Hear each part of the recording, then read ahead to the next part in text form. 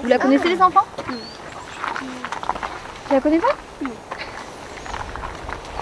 Voilà, la gentiane jaune. Là, elle est en fruit en fait. Ses fleurs sont fanées. Elle était jaune. Racines de Terrien, donc c'est une association. On propose beaucoup d'animations et de choses dans le domaine de la médiation scientifique, de l'éducation à l'environnement. Et aussi on fait des expertises botaniques. Et le siège social il est à Concoul. On a aussi des locaux qui sont dans l'espace de coworking du Seven Lab à Génolac. Et puis on est alors dans l'équipe, il y a un bureau de 3 personnes et on est 2 salariés. Et puis après il y a des bénévoles sur des actions plus ponctuelles. Alors est-ce que vous savez en soi qu'est-ce que c'est qu'un lichen?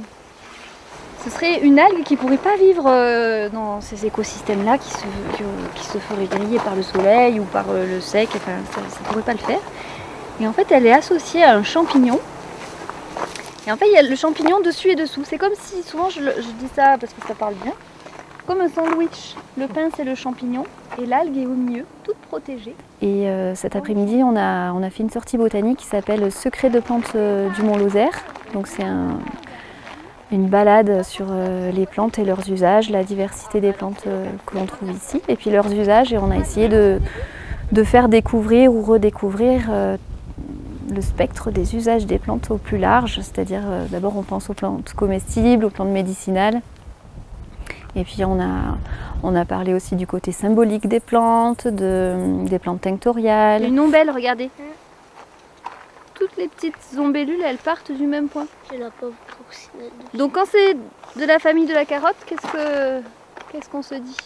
On crée en fait des ateliers ou des supports pédagogiques pour plein de contextes différents et plein de thématiques différentes et de publics variés. Que ce soit du scolaire, on est agréé par l'éducation nationale, que ce soit du grand public, des passionnés de botanique, des tout petits, des éco-délégués dans les collèges, etc. Enfin, le public, au fil des années, on a développé des actions avec vraiment tout type de public. On travaille dans les quartiers aussi, d'Alès et de la Grand-Combe. Et donc avec cette plante, on pensait à l'époque de l'alchimie que de récolter, alors là c'est pas la pluie, mais normalement c'est récolter la rosée sur ces feuilles-là, du matin peut-être bien, oui. Eh bien, on pouvait intégrer ça aux recettes d'alchimie. On est membre du CPIE du Gard, du CPIE de la Lozère. Il nous faut intervenir sur pas mal de dispositifs, sur les thématiques principalement de la biodiversité, de la forêt et de l'eau. Mais nous, on aborde cette thématique par la botanique surtout, parce que c'est notre spécialité. Et on porte aussi nous-mêmes des actions, Secrets de nature et d'autres. Et alors on intervient dans les écoles dans ce cadre-là, soit par les actions que l'on porte nous, soit via celles des CPIE. Ça pique énormément, mais on peut manger les tiges et on peut manger, sur les feuilles plus basses, la nervure de la feuille. Vu qu'on propose quand même pas mal de sorties toujours botaniques de toute façon, on essaye de trouver des lieux différents et des thématiques aussi différentes. Aborder la botanique sous des angles différents.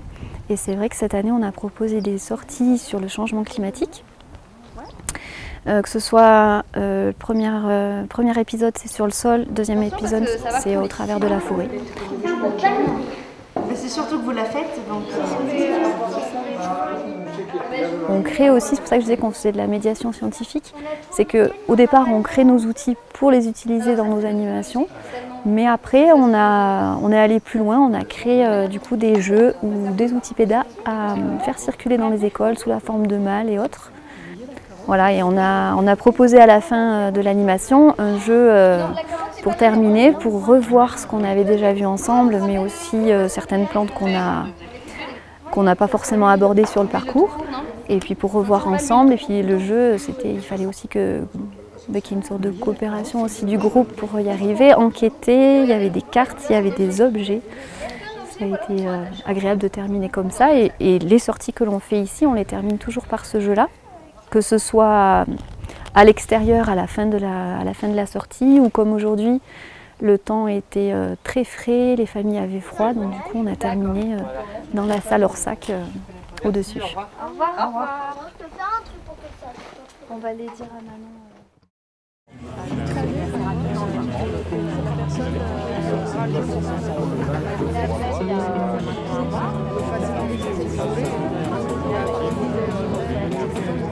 Là,